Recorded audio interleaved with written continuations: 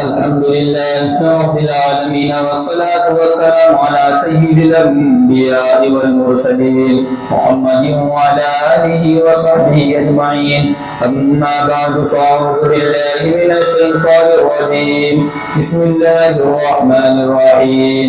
وإذ ابتلى إبراهيم ربه بكلمات فأتمهن قال إني جاعلك للناس إماما. وقال تعالى يا أبت لا تعبد الشيطان إن الشيطان كان للرحمن عصيا. صدق الله العلي العظيم. قابل صدر بزرگوں، دوستوں، نوجوان ساتھیوں، گزشتہ جمعہ ہم نے آپ کے سامنے ایام قربانی اور قربانی کی فضیلت کے بارے میں آپ کے سامنے کچھ باتیں ہم نے رکھے تھے، اور ہم نے آپ سے کہا تھا کہ انشاءاللہ اللہ نے زندگی رکھا تو آئندہ جمعہ ہم آپ کے سامنے قربانی کی شروعات اور قربانی کی ابتدا کہاں سے ہوئی ہیں اس کو بیان کریں گے۔ ایک ہے قربانی کی شروعات کا ہونا، اور ایک ہے ایک عظیم شخصیت کی وجہ سے ہونا۔ یہ بہت بڑی بات ہے، بہت آسان آپ کے سامنے بات رکھنے کی کوشش کرے گا بندہ۔ دنیا کے اندر بہت سارے رواجات ہیں، ایک رواج موٹی شکل میں آپ کے سامنے ہم رکھتے، اتوار کی چھٹی۔ اتوار کی چھٹی، اب اتوار کی چھٹی کی بنیاد پڑ گئی، کون رکھا اور کیسا آدمی تھا کسی کو معلوم نہیں ہے سب لوگوں۔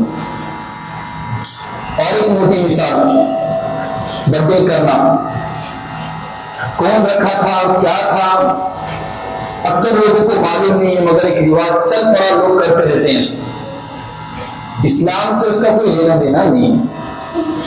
اسلام بولتا بچے کی خوشی عقیقہ کرو، عقیقہ کرتے وقت ہماری کنجوسی ظاہر ہوتی، اور برتھ ڈے کرتے وقت اللہ نے نعمت دیا، اور عقیقہ کرو بولے کتنا مہنگا ہو رہا، 800 کلو گوشت ہے تو بکرا کتنا کلو مانگو، 1 لاکھ روپے، ایسے لوگ پیش کرتے۔ تو اس کی بنیاد خراب ہے، مگر قربانی وہ عظیم الشان عمل ہے جس کی ابتدا بھی اچھی ہے اور جس کے بانی ہے وہ بھی ایک نمبر ہے۔ قربانی کی ابتدا بھی کوئی ایسی ویسی نہیں ہے، اور یوں چل کر نہیں آئی، ہزاروں سالوں سے قربانی والا عظیم الشان عمل ہو رہا ہے۔ گویا کہ جب سے کائنات بنی ہے جب سے ہی قربانی والا عمل ہے، جب سے ہی۔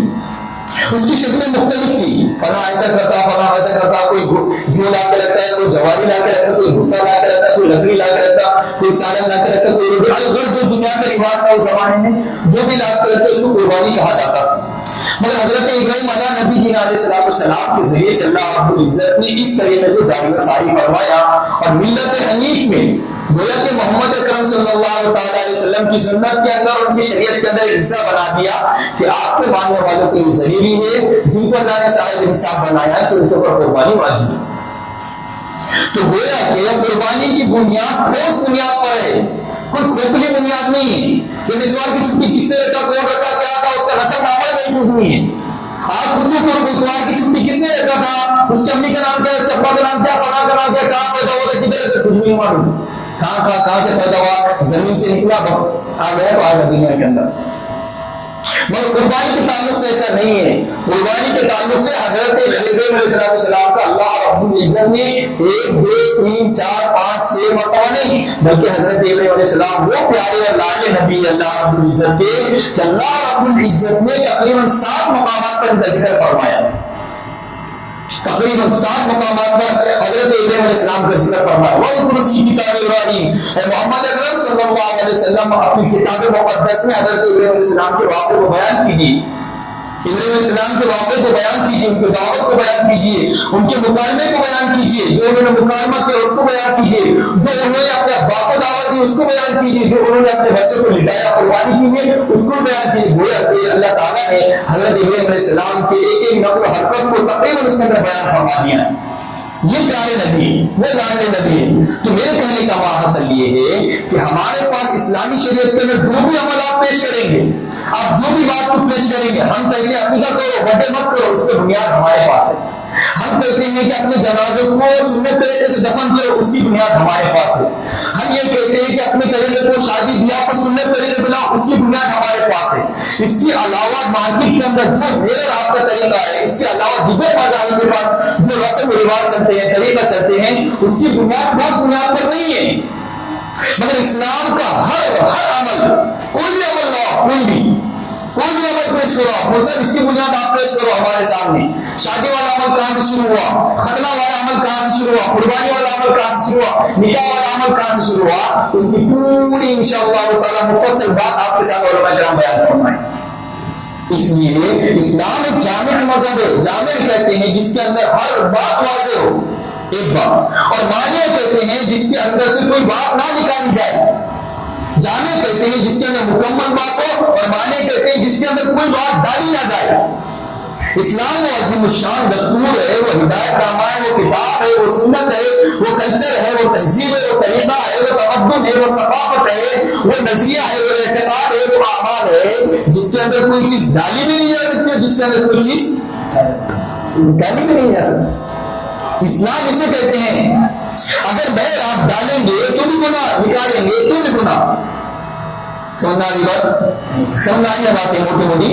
اگر ڈالیں گے تو بھی گناہ اور نکالیں گے بھی تو گناہ. اسلام جامع مذہب ہے, نہ ڈالنے کا آپشن اور نہ ہی نکالنے کا. اللہ رب العزت نے پیارے محمد اکرم فرمایا صلی اللہ علیہ وسلم, پہلی روز صلی اللہ علیہ وسلم سے فرمایا, الیوم اکملت لکم دینکم واتممت علیکم نعمتی ورضیت لکم الاسلام دینا. اسلام مکمل ہو چکا, اب کوئی چیز نہیں کہہ سکتے, کوئی چیز داخل نہیں ہو سکتی. جو محمد اکرم صلی اللہ علیہ وسلم نے مجھ کو آپ کو تعلیمات عطا فرما دی, جو طریقہ جو دستور کو اس کو عطا فرما دیا, اسی طریقے کے مطابق مجھ کو آپ کو اپنی چال ڈھال اپنے گھر کو بنانا ہے. بنائیں گے سر انشاءاللہ تعالیٰ. تو الغرض میرے دوستوں میں یہ بتانا چاہ رہا تھا کہ اسلام مکمل دستور ہے. حضرت ابراہیم علیہ نبی کی علیہ السلام اللہ کے بڑے پیارے نبی ہے, اور حضرت ابراہیم علیہ السلام جس خاندان کے اندر اللہ تعالیٰ نے ان کی ولادت فرمائی ہے, حضرت ابراہیم علیہ السلام جس ماحول کے اندر پرورش پائی ہے, جس ماحول کے اندر اللہ تعالیٰ نے ان کو پیدا فرمایا ہے, وہ ماحول انتہائی گندا تھا, وہ ماحول انتہائی شرکیات والا تھا, وہ ماحول انتہائی کفریات والا ماحول تھا, وہ خاندان بھی کفریات والا تھا. حضرت ابراہیم علیہ نبی علیہ السلام اللہ کے وہ پیارے نبی ہے, وہ لاڈلے نبی ہے, کیونکہ اللہ تعالیٰ اپنے بندوں سے بے انتہا پیار فرماتے ہیں, کیونکہ پوری کی پوری جنتا اور پوری کی پوری انسانیت اللہ رب العزت کے درگاہ کو چھوڑ کر, اللہ رب العزت کو وحدہ لا شریک لہ کو چھوڑ کر ہزاروں دیوی دیوتاؤں کو عبادت کرنے لگی, پرستش کرنے لگی, ان کو معبود بنانے لگی, ان کو خدا بنانے لگی, ان کو مشکل کشا بنانے لگی, ان کو حاجت روا بنانے لگی, ان کو منتوں کو پورا کرنے والا بنانے لگی. یہ تمام لیکچر ان کے تمام دستور چل رہا تھا. اس زمانے کے اندر اللہ رب العزت نے حضرت ابراہیم علیہ نبی علیہ السلام کو پیدا فرمایا, اور ہم نے آپ کے سامنے یہ بات اس سے پہلے بیان کی کہ شاید آپ کو یاد ہو, نبی جو ہوتا ہے نبوت کے ملنے سے پہلے بھی اور نبوت کے ملنے کے بعد تمام گناہوں سے کیا ہوتا ہے, پاک ہوتا ہے. نبی نبوت ملنے سے پہلے بھی نبوت کو ملنے کے بعد بھی کوئی گناہ نہیں کرتا. اور یہ تو بہت بڑے پیغمبر ہے, حضرت ابراہیم السلام وہ بڑے پیغمبر ہے کہ محمد کریم صلی اللہ علیہ وسلم کے بعد اگر کسی کا مقام و مرتبہ کس کا ہے, حضرت ابراہیم علیہ السلام کا ہے. اور اللہ تعالیٰ نے ہم کو پیدا فرمایا, ایسے ماحول میں پیدا فرمایا جہاں پر چاروں پاس شرک تھا. حضرت ابراہیم السلام نے دیکھا کہ لوگ تو بت کی پرستش کرتے ہیں, اس کی پرستش کرتے ہیں, لکڑی کا خدا بناتے, پتھر کا خدا بناتے, فرش کا خدا بناتے, اس کا خدا بناتے. یہ تمام چیزوں کو جب دیکھا, انہوں نے کہا کہ میرا خدا یہ نہیں ہو سکتا. میرے خاندان والے کہہ رہے کہ یہ خدا ہے, میرے محلے والے کہہ رہے کہ یہ خدا ہے, میرے رسم و رواجات کہہ رہے کہ یہ خدا ہے, میرے خاندان والوں کا علم, ان کا نظریہ, ان کا اعتقاد تمام کہیں. میرے سے بڑے والے بھی کہہ رہے کہ یہ خدا ہے, میرے سے چھوٹے والے بھی کہہ رہے کہ یہ خدا ہے, میرا ماحول بھی کہہ رہے یہ خدا ہے, اور میرے معاشرے بھی کہہ رہے خدا ہے, میرے محلے والے, اور گویا کہ میرا جو وزیر اعظم ہے وہ بھی کہہ رہے کہ ہمارا خدا ہے. کون کہہ رہا, خاندان والے بھی, محلے والے بھی, اور گھر والے بھی, اور دنیا کا وزیر اعظم بھی کہہ رہا ہے کہ خدا کون سا ہے, یہ پتھر والا خدا ہے. ان تمام چیزوں میں کہنے کے باوجود حضرت علیہ السلام نے فرمایا کہ نہیں میرا خدا یہ نہیں ہو سکتا, یہ لکڑی کا میرا خدا نہیں ہو سکتا. لکڑی کا خدا تو خود فرار ہے, لکڑی کا خدا تو خود محتاج ہے. بولتا کہ یہ خدا کہاں سے ہوگا؟ پتھروں کا خدا تو خود محتاج ہے, یہ کہاں سے ہمارا خدا ہو سکتا؟ حضور اسلام فرمایا یہ ہمارا خدا نہیں ہو سکتا. فرمایا عباس ان کا ابا خود خدا بناتے تھے اور بیچتے تھے. حضور اسلام کا ابا کا نام کیا تھا؟ آزر. کیا نام ہے حضور اسلام کا ابا کا نام؟ آزر. بعض لوگوں نے کہا کہ نہیں ان کے چچا کا نام تھا, مگر یہ بات درست نہیں ہے. حضرت نبی اسلام کے ابا کا نام کیا ہے؟ آزر. بعض لوگوں کا چچا کا نام ہے, چچا کا نام نہیں تھا بلکہ ان کے ابا کا نام آزر ہے. اور انہیں آخری دم تک ایمان نہیں لائے. حضرت آزر خود ہے تو کیا بناتے تھے؟ مٹی کے دیوتا بناتے تھے, خدا بناتے اور اس کو بیچتے تھے. حضرت علیہ السلام نے بڑے پیارے انداز میں پیش کیا, یا ابت لا تعبدوا الشیطان, اے میرے پیارے ابو, اے میرے لاڈلے ابو, اے شفقت اور مہربانی کرنے والے ابو, اے ابو جی. بڑے پیارے انداز میں فرمایا, اے ابو آپ جس خداؤں کی عبادت کر رہے ہیں یہ وہ خدا ہے جو سننے کی طاقت رکھتے ہیں نہ بولنے کی طاقت رکھتے ہیں. یہ وہ خدا ہے جو نہ نفع پہنچاتے ہیں نہ ہی نقصان پہنچاتے ہیں. آپ ایسے خدا کی عبادت کرتے ہیں جو نہ آپ کو نفع پہنچاتے ہیں جو نہ آپ کو نقصان پہنچاتے ہیں. یہ ابراہیم علیہ السلام نے کہا. جیسے ابراہیم علیہ السلام نے یہ اپنا نظریہ پیش کیا اور اپنے ابو کے سامنے یہ بات کی تو بڑا سے ان کا ابو ان کے اوپر غصہ آنا شروع کر دی. فرمایا تم مجھے سکھاتا ہے یہ کرتا ہے وہ کرتا ہے, بس دو بھی سکھاتا ہے. اور ابراہیم علیہ السلام نے بڑے پیارے انداز میں اپنے ابو کے سامنے بات رکھی, مگر ان کے مقابلے ابراہیم علیہ السلام کے جو ابو تھے انہوں نے ڈائریکٹ نام لے کر یا ابراہیم, اے ابراہیم تو خاموش ہو جا, اگر تو میرے خدا کے بارے میں ایک لفظ بھی کہہ دینا لارجمنک لہ, فرمایا میں تجھے مار مار کے سنسار کر دوں گا. کیا کہا؟ میں تجھے مار مار کے زمین میں دھسا دوں گا. جب یہ مقابلہ ہوا پھر قوم کے سامنے حضرت علیہ السلام نے اللہ کی دعوت کو ربوبیت کو رکھا. جب قوم کے سامنے رکھنے کے بعد قوم نے کہا کہ ہمارے باپ داداؤں کو, ہمارے سے بڑی عمر والوں کو, ہمارے خاندان والوں کو ہماری جو تہذیب ہے ہم خدا کو نہیں چھوڑ سکتے. گویا کہ قوم نے بھی یہ کہا کہ ہم خدا کو نہیں چھوڑ سکتے, والد نے بھی کہا کہ ہم خدا کو نہیں چھوڑ سکتے. پھر بعد میں حضرت ابراہیم علیہ السلام کی جو قوم سے یہ مقابلہ ہوا اور بعد میں حضرت ابراہیم علیہ السلام کے والد سے بھی یہ مقابلہ ہوا کہ والد نے بھی نہیں مانا, قوم نے بھی نہیں مانا. حضرت ابراہیم علیہ السلام نے پھر نمرود کے سامنے جو زمانے کا ظالم جابر بادشاہ تھا جو اپنے آپ کو خدا کہتا تھا اس کے سامنے اللہ کی ربوبیت کو رکھا. اس نے کہا کہ میرا علاوہ کوئی خدا نہیں, میں خود خدا ہوں. پھر بعد حضرت ابراہیم علیہ السلام نے اس کے سامنے تمام باتوں کو پیش کیا, جب نہیں مانا اور جب ہار گیا تو اس نے کہا کہ ابراہیم علیہ السلام کے لیے کیا تیار کرو, آپ کی بھٹی تیار کرو. اور خود کئی زمانے کئی دنوں تک وہ بھٹی کو دھکایا گیا اور سلگایا گیا اور طرح طرح کی لکڑیاں ڈالی گئی. اتنی لکڑیاں ڈالی گئی, اتنی لکڑیاں ڈالی گئی اس کے اندر, ان میں ڈالا گیا کہ بعض عورتیں یہ منتیں کرتی تھی اگر میرے خاندان میں بچہ ہو گیا, میرے خاندان میں کام ہو گیا تو وہ 4 لکڑیاں جا کے اس میں ڈالیں گی.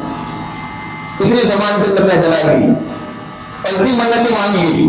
تو سوچیے, تو جب ان کے واسطے تمام ایندھن کو اکٹھا کیا گیا اور حضرت ابن والا نبی جی علیہ السلام کے واسطے آگ کو دھکایا گیا, پھر ان کو کسی شکل کے ذریعے سے اور ان کو کسی نندر کے ذریعے سے حضرت علیہ السلام کو آگ کے اندر ڈالا گیا. حضرت علیہ السلام کو اللہ تعالیٰ نے پکارا, اللہ تعالیٰ نے فرمایا کہ حضرت جبرائیل آئے اور فرشتے آئے, فرمایا کہ میں آپ کے لیے آگ کو ٹھنڈا کر دوں گا, میں یہ کر دوں گا, وہ کر دوں گا, آگ اڑا دوں گا, بجھا دوں گا. فرمایا نہیں, میری اللہ کافی. کیا فرمایا؟ میری اللہ کا حسبنا اللہ و نعم الوکیل, حسبی اللہ, میرے لیے کیا کافی ہے؟ اللہ کی مدد میرے لیے کافی ہے, مجھے کسی کے سہارے کی ضرورت نہیں. جب ایسے ہی کہا تو اللہ تعالیٰ نے فرمایا اے آج ابراہیم نے میرے اوپر ذات کے اوپر بھروسہ کیا ہے, میری محبت میں میری معرفت میں آگ میں جانے کے لیے تیار ہوا ہے. اللہ نے فرمایا قلنا یا نار کونی بردا وسلاما علی ابراہیم, اے آگ تو ابراہیم علیہ السلام کے لیے ٹھنڈی اور سلامت کی وجہ ہو جا. یہ بھی امتحان میں حضرت ابراہیم علیہ السلام پاس ہو گئے. تو چوتھے تو اس نے حضرت ابراہیم علیہ السلام کے اوپر بڑا آزمائش والا امتحان آیا ہے. اللہ تعالیٰ نے فرمایا کہ اے ابراہیم علیہ السلام نے ہجرت فرمائی عراق چھوڑ کر فلسطین جہاں پر ظلم اور بربریت ہوئی. اللہ سے دعا ہے کہ اللہ تعالیٰ ہمارے فلسطین والے بھائیوں کی محنت کو قبول فرمائے اور اس کو آزاد فرمائے اور تمام ظالم جابر جو ان کے اوپر مسلط اللہ تعالیٰ کو نیز سے نابود فرمائے. پھر حضرت ابراہیم علیہ السلام نے فلسطین میں ہجرت فرمائی. وہاں سے اللہ تعالیٰ نے حکم دیا کہ اے ابراہیم تو مکہ مکرمہ جو ہے وہاں پر ہجرت فرما. ابراہیم علیہ السلام وہاں سے نکل کر مکہ مکرمہ گئے. وہاں پر حضرت اسماعیل کو حضرت ہاجرہ علیہ السلام کو وہاں پر مسکن ٹھہرا دیا اور وہاں پر ٹھہرا دیا. پھر فرمایا اللہ تعالیٰ نے اے ابراہیم حضرت हाजरा को हजरत इस्माइल को छोड़कर यहाँ से निकल जाइए। वहां से निकलने के बाद वहां से चले गए, तकरीबन कई जमाने के बाद हजरत इब्राहिम अलैहिस्सलाम वहां पर आए। वहां पर आने के बाद हजरत इस्माइल नबी की अलैहिस्सलाम की उम्र 13 साल तकरीबन हो गई थी। फिर अल्लाह ताला ने एक बड़ा आजमाइश के तौर पर इम्तिहान लिया। अल्लाह ताला ने फरमाया कि ए इब्राहिम, हजरत इस्माइल को जिनके दिल में आपकी मोहब्बत पैदा हो गई है, आपके दिल में मोहब्बत रख कर गई है, इस इस्माइल को हमारी मोहब्बत में क्या करवा कुर्बान कर दो। अल्लाह रब्बुल इज्जत ने मुस्तकिल 3 मरतबा को ख्वाब दिखलाया। ख्वाब दिखाने के लिए हजरत अंबिया का जो ख्वाब होता है सच्चा होता है। हजरत इस्माइल अलैहिस्सलाम को सुबह करने के लिए इब्राहिम अलैहिस्सलाम चल पड़े। जाते जाते हजरत इस्माइल अलैहिस्सलाम ने कहा कि शैतान ने फुसलाया फेंकाया। हजरत हाजरा के पास इस्माइल के पास गया, इब्राहिम के पास गया। वो लंबा वाकया है कि जब उनको सुबह करने के लिए लिटाया है, लिटाने के बाद इब्राहिम अलैहिस्सलाम ने इस्माइल अलैहिस्सलाम ने कहा कि ए अब्बू, आप अपने कपड़ों पर पट्टी बांध दीजिए और मेरे हाथ पैर को बांध दीजिए। जैसे उनको सुबह करने लगे, अल्लाह ताला ने वहां से जन्नत से क्या भेज दिया? क्या भेज दिया? दुम्बा भेज दिया। वहीं से कुर्बानी वाला अजीम शान अमल चलता आ रहा है। उसी की वजह से, क्योंकि अंबिया का जो बदन होता है वो जन्नत की मिट्टी से होता है, इसी वजह से अल्लाह ताला ने जन्नत से मेंढा भेजा है। वहीं से कुर्बानी वाला अजीम शान अमल होता आ रहा है। उसने फरमाया कि ये कुर्बानी वाला जो अजीम शान अमल है, ये हजरत इब्राहिम अलैहिस्सलाम की सुन्नत है। उसकी तवज्जुह से अल्लाह रब्बुल इज्जत ने हमको सुन्नत मुबारक अता फरमाई है। इसलिए हर साहिब इंसान को कुर्बानी वाला अजीम शान अमल करना चाहिए। और आप सल्लल्लाहु अलैहि वसल्लम को अल्लाह ताला ने हुक्म फरमाया, वत्तबी मिल्लत इब्राहिम हनीफा, प्यारे मोहम्मद सल्लल्लाहु अलैहि वसल्लम, आप नक्शे कदम की इत्तिबा कीजिए जो हजरत इब्राहिम अलैहिस्सलाम का नक्शे कदम है। इसलिए आप सल्लल्लाहु अलैहि वसल्लम ने अपनी जिंदगी में जब तक अल्लाह ताला ने आपको हुक्म अता फरमाया है, आप कुर्बानी वाले अजीम शान अमल को करते आए हैं। और आपकी जो जिंदगी का आखिरी साल था, उस जमाने में आपने 63 अपने हाथ से खुद सुबह किए। इसलिए हमको चाहिए कि उस अजीम शान वाला अमल जो है, जो कि शरीयत से साबित है, सुन्नत से साबित है, हमारे आबा और अजदाद से साबित है और हमारे पैगंबर से साबित है, इस अजीम शान अमल को हमको करना चाहिए, खुशदिली से करना चाहिए और मोहब्बत से करना चाहिए, इबादत से करना चाहिए और इस मोहब्बत से करना चाहिए कि हमारे आबा और अजदाद की सुन्नत है। सब करने वाले बनेंगे इंशाअल्लाह ताला। अल्लाह ताला से दुआ है कि अल्लाह ताला हम सबको इस कुर्बानी वाले अमल को इबादत समझकर और सुन्नत समझकर और इबादत की नीयत से अदा करने की तौफीक अता फरमाए। और अल्हम्दुलिल्लाह।